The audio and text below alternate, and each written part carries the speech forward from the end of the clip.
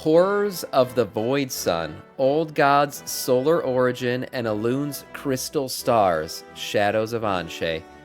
Oh my god, what is this? All about Elune? Elune's got to be relevant at some point in the World Soul Saga. We have an entire Elven expansion in the Midnight expansion, and we know the elves, you know, they're all about Elune and everything.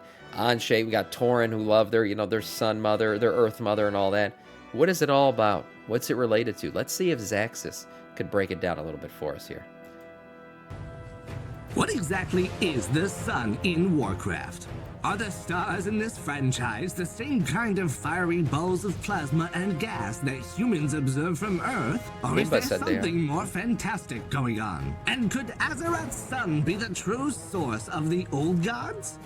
Welcome back, heroes. By the way, that's a beautiful thumbnail. The thumbnail that he put in this, that's freaking amazing. I loved it when I saw it. Of the old gods?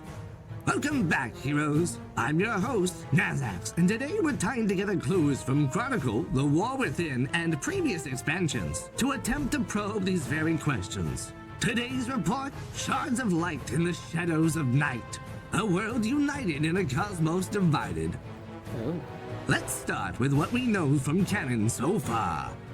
Well, turns out we actually know very little. And there's no direct confirmation in lore that states the factual nature and origin of solar bodies. But we can infer and speculate based on their observable effects. Okay. Across Azeroth and even on Draenor, numerous cultures have not only idolized but harnessed the powers of solar magic. A fiery, often sacred light, supposedly manifested. Yeah, is it of the same light? I don't think it's light related. Even though, like, we're talking about solar energy, it's certainly. I shouldn't say think. I know it's not, because when a paladin is using the power of the light, or maybe these new Hallowfall paladins using their flaming light, it is not the same as solar powered light, like we see from druids when they're using their abilities, and others who would use such as maybe shamans too. Listen, Sam. Okay, I'm sorry. As nature magic. It's nature Solar magic, energy exactly. is typically depicted as a blessed fiery light, embodying both destructively purifying and radiantly renewing aspects. Beginning with the peaceful... Maybe it is what Hallowfall paladins use. I'm sorry, I'll stop. Alright, thinking too much. Let's go over their reference and history of Anshe, the sun, whose power is believed to be the source of strength for the Order of Tauren Paladins, known as the Sunwalkers. It is said that this order was founded after theological discussions between the Tauren about the importance of balancing out the Night Elf focus on... I forgot that Tauren Paladins do, by lore, use a different form of light than, say, a human paladin would, yes. ...worship through the reverence of light as part of the Tauren's worship of the Earth Mother. In the elven lands of Quel'Thalas, the Highborn conjured the mystical Sunwell, using a vial from the Well of Eternity. Right. Despite the name given for its creator, Dathramar Sunstrider, there is no solar magic directly correlated with the magical font, and was actually all originally arcane power, now imbued with the holy light of the Naru Muru. And then there's the Erakoa, the Kaliri ascended bird folk from Draenor, and their extremely ancient origins from the sun goddess Rukmar. In the distant past of Draenor, a great battle ensued between three magical wild god-like beings, Sethek, Anzu, and Rukmar. In the aftermath of their war, the sun goddess Rukmar fashioned the Erakoa from the owl-like Kaliri in honor of her fallen brother Anzu. Her children would rise to phenomenal heights, becoming known as the... I've killed these guys so many times in the dungeons that we do. What the hell is that one called that you used to do in WoD all the time? I never thought there was this much lore behind them. Damn, these guys have some deep-seated lore. Yes. Under the guidance of their solar deity, the Erakoa learned to harness the power of Draenor's sun, wielding and capturing its fiery light in crystals and constructs. Oh, yeah, Apexis crystals. The Apexis were one of the most advanced civilizations known in the Warcraft cosmos, in time becoming masters of both the holy light and the shadows of the void. A society of immense potential held in a delicate balance. The power of the Apexis ultimately led to their self-imploding downfall. The Erakoa we know today from Outland, and even the solar magic-wielding adherents of Rukmar from time-lost Draenor, are but glimmers of the original Apexis civilization. From these three examples, we can see that despite being categorized separately, the natural solar magic of suns and the cosmic holy magic of the light seem to be often closely associated, if not connected. Maybe. So what gives? Today, I will try to lay out a celestial framework that both I will say one thing, though, about the light and being attached to solar. It was always weird to me that in the Shadowlands, paladins could call upon the light. And that's lore. I mean, that happened. Anduin himself did it in front of the jailer. So if it's solar powered, there was no sun in the Shadowlands, right? I don't know if he talks about that lore, but it is interesting that if he's claiming it's solar related, how could it have been called upon in a land without sun? Justifies these mysteries and Just cuts saying, through maybe. the blinded perceptions of the fiery shining lights that we call stars. Firstly, are suns and stars the same in Azeroth's universe as compared to Earth's? Are the stars merely giant balls of fiery gas and magic, or are they something else entirely? In the real world, stars are massive glowing spheres of plasma powered by nuclear fusion. How was it daytime in the Shadowlands? That doesn't mean there has to be a sun necessarily. It could have been something else. No, I just don't remember there being a. How it doesn't make sense to me. How could there be a sun in the land of death? There was light. Yeah, the freaking the vampire boys used to get burned by it all the time. But does that mean there's an actual solar system in the land of death? It doesn't make any sense to me. I don't know.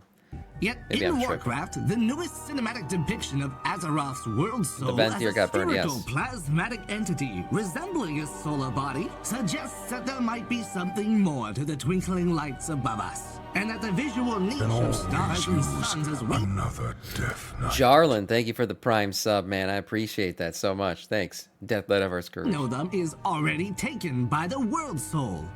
This visual discrepancy with the world soul invites us to explore deeper, literally. In the upcoming expansion, The War Within, Okay. players can find a giant glowing crystal in the underground zone of Hallowfall, Right. which is referred to as both a crystal sun by Blizzard and a falling star by the Arathi, despite being clearly neither sun or star by our Oh shit! I think I see where he's going now. The stars are crystals. Oh shit! Because they called it a falling star. conventional understanding. Similar to the Naru, the Oh, crystal damn. can be seen oscillating between light and void states. The Arathi here are wielding a sacred flame and venerate the crystal, even using it to It would work. I mean, even in the same way our current suns work. You got a light state and a void state. The void state could be like the black hole state for our current suns, right? When they eventually burn out and collapse, they become a void entity, essentially a black hole where no light can escape. And damn, this shit has some science behind it. Look at that. grow crops Finally get to catch your stream 6 a.m. What is up, Jarlin? Welcome in, man. of food. Hi, The Swan. solar appearance of Azeroth's world soul being revealed at the same time we see this Naru-like crystal sun in Hallowfall suggests that Warcraft suns and stars might not be traditional nuclear fusion entities, and instead, world souls occupy this cosmically visual niche within the core of planets. This could mean that the actual nature of Damn. Warcraft's illuminating celestial bodies is something we've yet to officially discover. Okay, hold on. But if it's a crystal, if he's saying what he's saying right now, which I think this is what he's saying, that these stars are in fact the same thing that's in Hallowfall right now. That's what all those little glowing specks are in the sky in Azeroth. What is that red one? What the hell is that red one that's always been there? If you're flying above Stormwind, there's that red star up in the sky, and it seems to be getting bigger. What kind of crystal is that? It's a weird one. Is it a planet? I don't know. Maybe he But what touched if I it. told you that's all about Argus, to change? maybe? What if this giant crystal sun, this fallen star in Hallowfall, isn't just an object of the narrow-minded Naru, but a massive clue at the true nature of Azeroth's actual sun? A microcosm of the macrocosm. So do we even know the origins of stars? Well, Chronicles Mythos avoids stating where the stars and sun come from in any Yeah, if you're wondering exactly what I'm talking about, if you're like, Sam, what are you on freaking crack? What are you talking about, Red Star? It's right here. This is the picture. And usually when I'm flying over Stormwind, I can perfectly see it above the Mage Tower. This is what it looks like. It's always been there. Blizzard's commented on it before, saying it's going to get bigger, and that means the end time is coming and everything. Yeah, that's Argus? What? Was that confirmed that is Argus? Yeah, come on. Really? It appeared when Sargeras stabbed Azeroth? I don't think that's Argus. Like a sad little bitch. Oh, well, I would be if that's the case. I thought there was something more. Maybe I'm wrong. Great way, there are a few lines that we can read into with new perspective. In Volume 1, it says, quote, "The cataclysmic birth of the cosmos also flung shards of light throughout reality. These shards suffused the matter of myriad worlds with the spark of life, giving rise to creatures of wondrous and terrible diversity." Now, we could link this quote to the Hallowfall crystal itself, imagining these shards literally embedding themselves in a world's crust. But I'm betting on the Hallowfall crystal being a ship or a vessel. Literally, they're saying it's a sperm and an egg. The crystal is the sperm and the planet is the egg, and it embeds itself and creates life. That's what they've done there. Very nice. For something inside. And after all, given that there are no concrete descriptions about stars themselves, aren't these lines in Chronicle detailing the shards of light basically the closest thing we have? That's right, I'm saying it. Azeroth's sun is a giant crystal shard, one of the many that were scattered by the birth of the cosmos. Allow me to explain. That's wild. If we take this first quote from Chronicle as a suggestion to the nature of stars in Warcraft, a consistent through line can be found as we read on further. Quote, "Occasionally, clouds of fractured light gathered and gave shape to beings of far greater power, of far greater potential. Among these were the Naru, benevolent creatures composed of scintillating holy energies. The Naru vowed to use their mastery over holy magic to spread hope and nurture life wherever they could find it. Now, magnificent as the Naru are, we all know that they've got one heck of a cold shoulder. And when weakened, damaged, or killed, the Naru have been known to lose touch with the light and fall to the void. A rare but natural condition and cycle of their kind. In this void state, a fallen Naru can either decay completely and become a void god, Lord if you're writing a book, or under favorable circumstances, the Naru can regenerate into a holy form once again. And then here we have this crystal in Hallowfall, shifting periodically between light and void. The thing is, this crystal oscillates much more rapidly than the Naru's millennia-long transition. So what's causing the Hallowfall? Because it was damaged from Sargeras' sword, right? That was what they said. Blizzard confirmed that the transitions between light and void of the Hallowfall crystal began when Sargeras stabbed the planet. So likely that caused damage to the Naru that's inside, causing it to start to shift between void and light form. Hallowfall crystal to change then? We still don't know yet, but perhaps we can take some guesses. Let's just say I think there could be a war within the crystal itself. Only reflecting what's happening on the inside, rather than the crystal itself having its own cycle. So let's get back to the stars. Though the reasoning might be different than the Hallowfall crystal and the Naru, we ought to be asking the question, if Azeroth's sun is a massive shard of crystallized light, is it possible that it too could turn to the void? And is there any evidence of stars behaving this way? Yeah, well, Introducing Anshu, the Cosmic Wanderer, a celestial object of immense void power, wielded by Scale Commander Sagareth in our battle with him, as he threatens to burn us. Oh yeah, that's the freaking trinket that drops, right? That's the trinket that drops off of Sagareth. He's right, shit. I didn't even think about it. I knew I'd seen this picture before. I was like, where have I seen that? It's the trinket. Scale Commander Sagareth in our battle with him, as he threatens to burn us in the light of a, quote, dying star.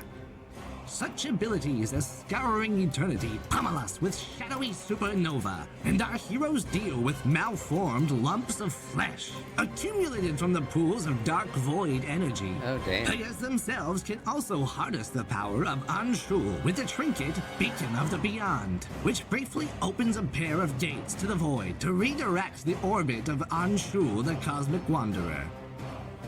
If Anshul is the dying void state of a once radiant star, then this could align the celestial body with the intertwined nature of the cosmic void and light, and provide some reasoning to suppose that the sun and stars in Warcraft embody the same cycle.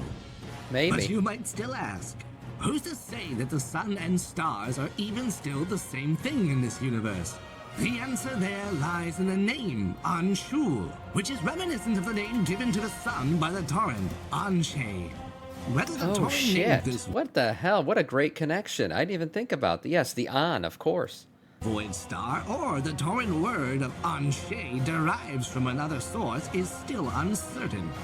But clearly Blizzard are trying to let us correlate the two. And when we mix all these spices together in the Sunwalker peace pipe, a dazzling new perspective reveals itself. Oh, We can shit. imagine a unifying framework of solar interpretations and cosmic function that begins with the established mythos from Chronicle and then speculates further.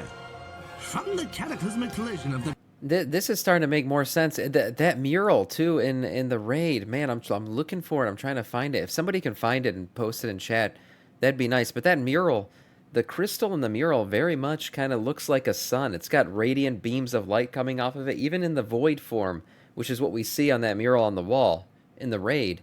It does look like a sun, doesn't it? Except it's gone void at that point. pure light and shadow, shards of light were flung throughout reality. Oh, is he gonna talk about becoming it? the first stars and suns. These massive crystal shards reverberate with holy energies. Here it is. Yeah, here it is. exuding Perfect, spirit and perfect, perfect. Yeah, look. That does look like a sun. Right? Look at all the beams of light coming off of it. I mean, to me, this looks like it's being depicted as a sun or a radiant source of something. Interesting. light, eventually suffusing the matter of the orbiting planets with the spark of life.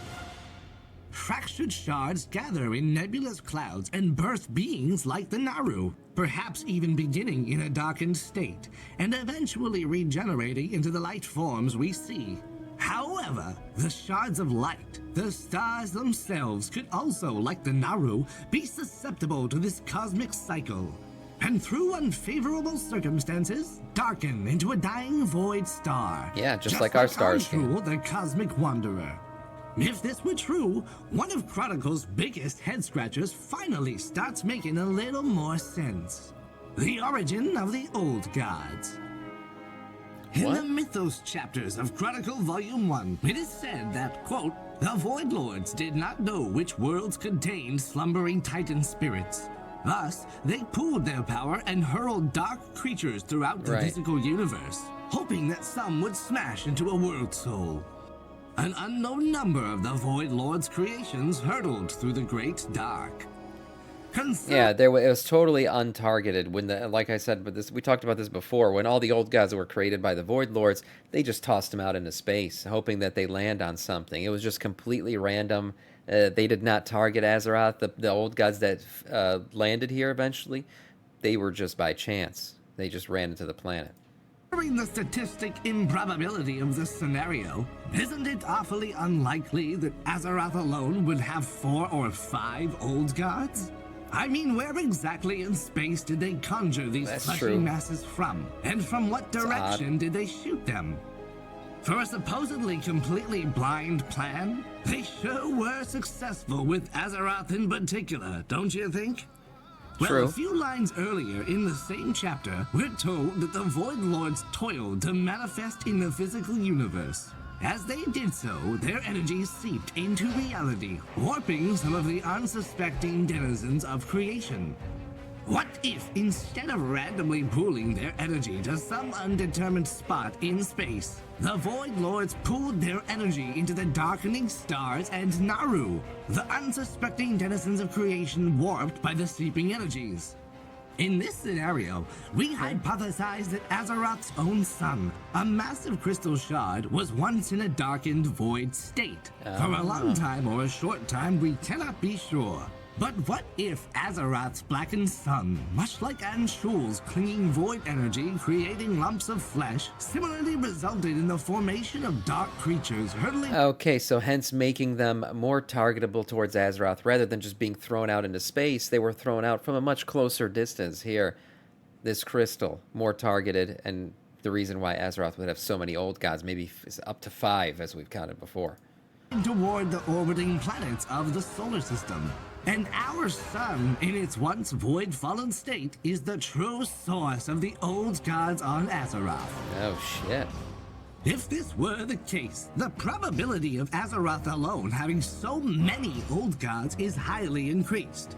And Yeah. we no longer have to wrap our minds around the intangible mathematical improbability of the story told in Chronicles. So what am I saying? That the Chronicles lied or that the Titans didn't know this? Well, not exactly, but maybe a blend of both.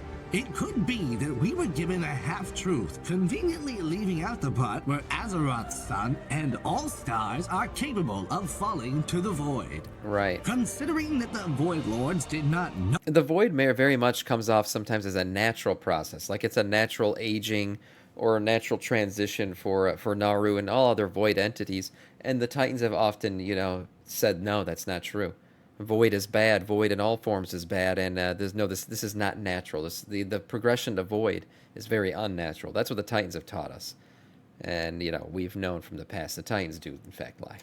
know where world souls were sleeping, what if they poured their power into not just one star, but all of the stars? Perhaps because of their shared origin point between themselves and the Shards of Light, both born of the cosmic collision, the Void Lords were able to stack their energy and manifest a starless night.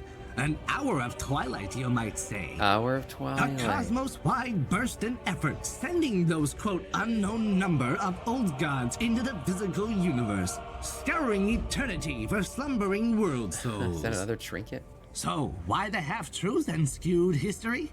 Well, the last thing that the Titans need is for anyone to know that the sun can effectively be turned off.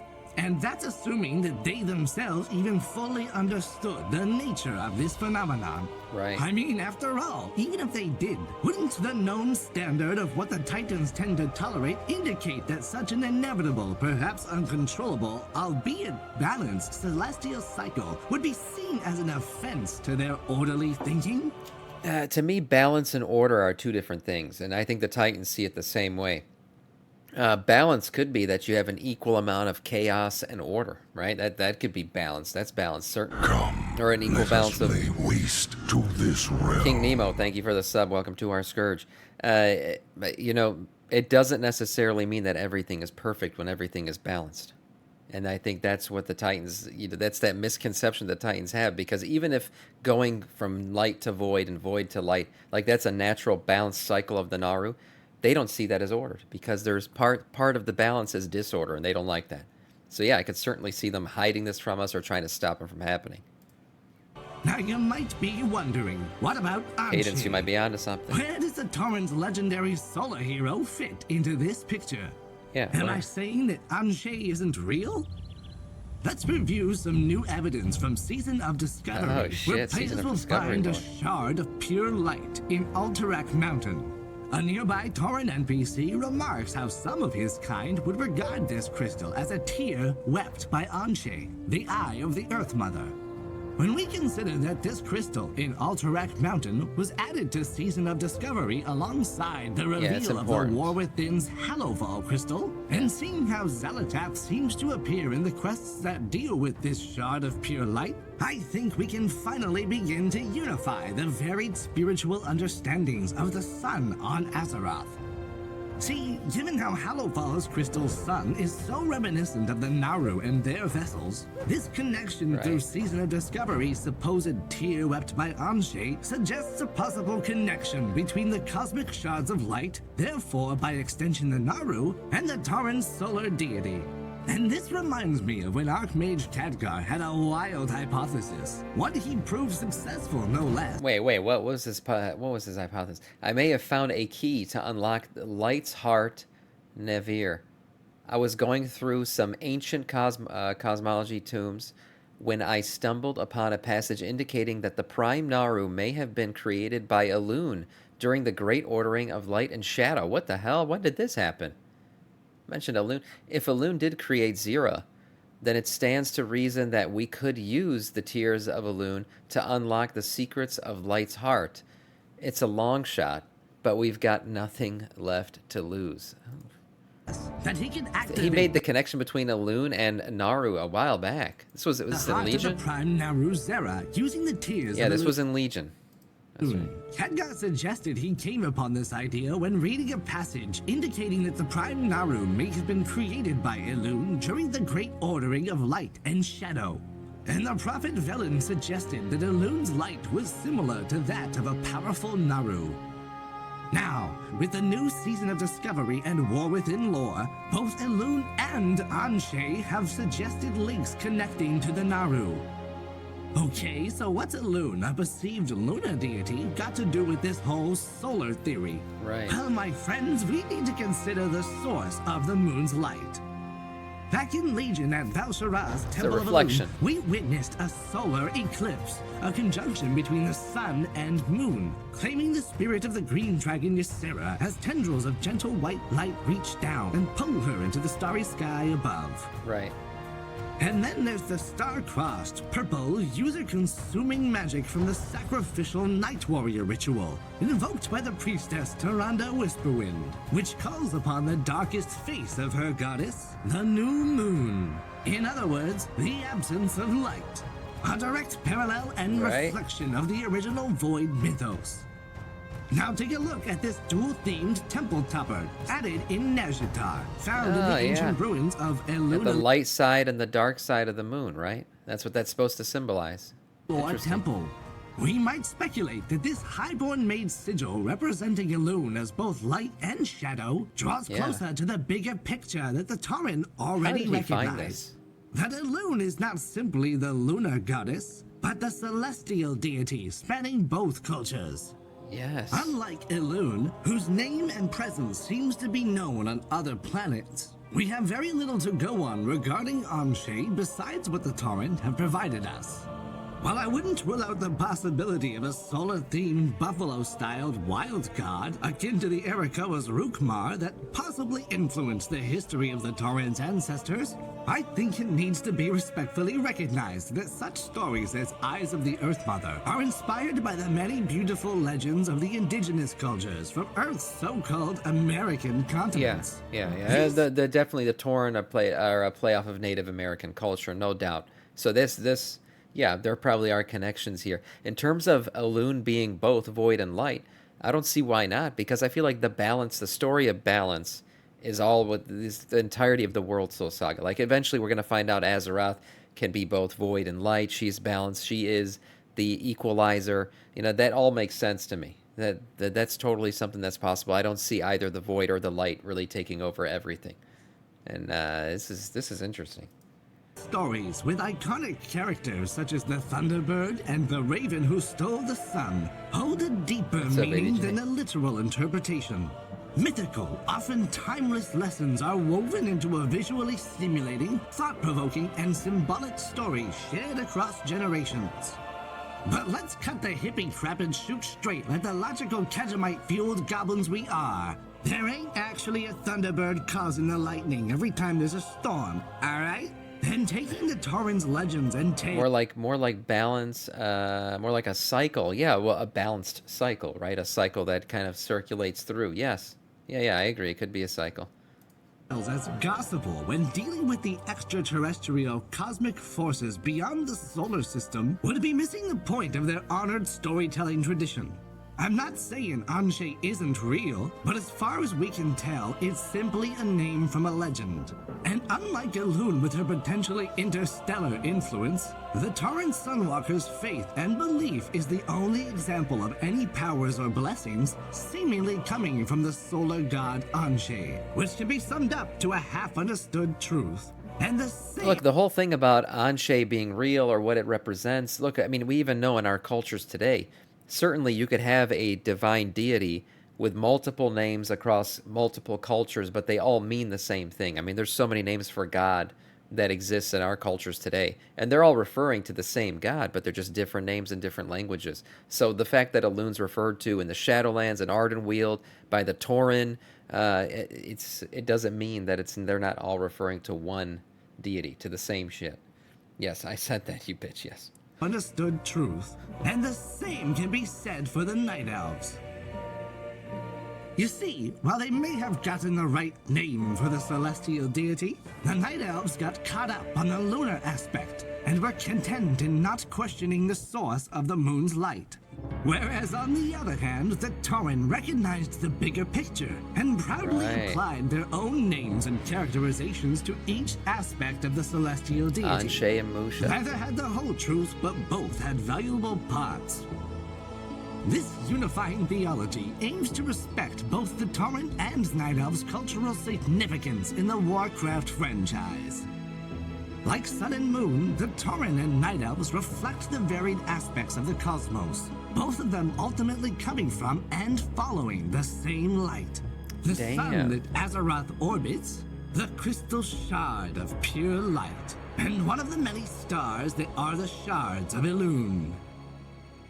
This is crazy. And one thing real quick that he never really mentioned, but I know is going to be important.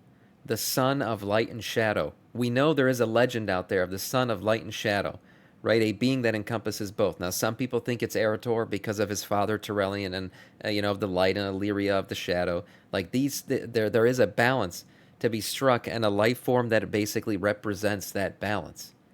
So could it be him? We have a realm to destroy. Podin, thank you for the follow and welcome to our Scourge.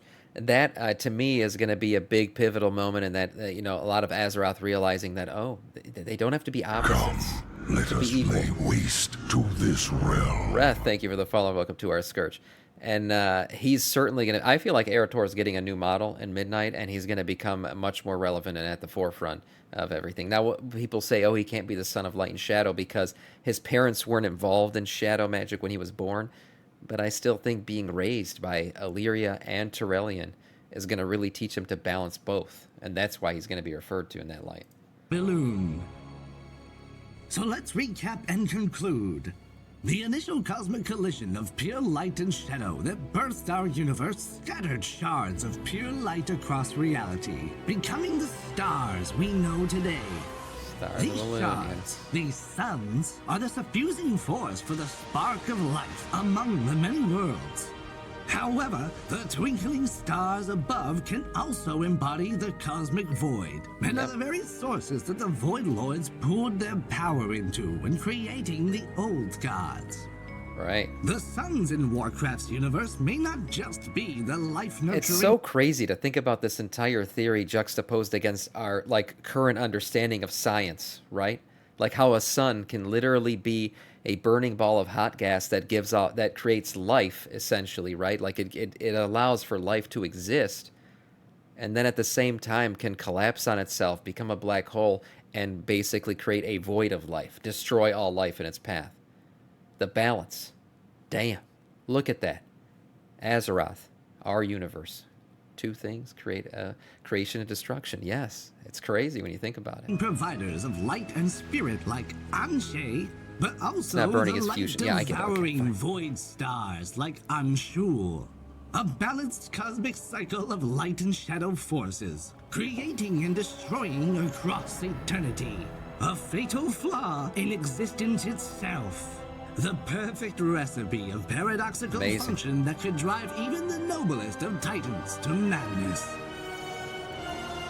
Depends on who you ask. Sorry, and that's where our journey across the stars comes to its Wait a minute, what was that? Depends who you ask. What was this? Zalateth equals Naru? Yes, that's right. The Zalateth-Naru theory. Interesting one. You ask. And that's where our journey across the stars comes to its end. Thank you for tuning in to another episode of Knowledge Wars, where the truth isn't just out there, it's buried under layers of celestial secrets and titan machinery. Remember, folks, you are the resistance to a cosmos divided. What a great video, man. What a great video. Damn. The balance of it all. And like I said, some people see balance as order, like in our feeble minds, maybe we think of it that way, but to me, balance is not order. Balance is equal and opposite chaos and order. And obviously the Titans don't see it that way. They want things to be balanced just in order, which is actually an unbalancing of things. So there we go. And maybe the Void wants the opposite. We don't see the Void as good. Maybe they want everything to be disordered. And then enter Azeroth and everyone else, saying, nope, this is how things are. The perfect balance of both. Yes. Chaos destruction and creation and light. Look at that. Perfect. What a great theory. Great video from Zaxxas. I'll link this in the chat so you guys can check it out if you haven't already.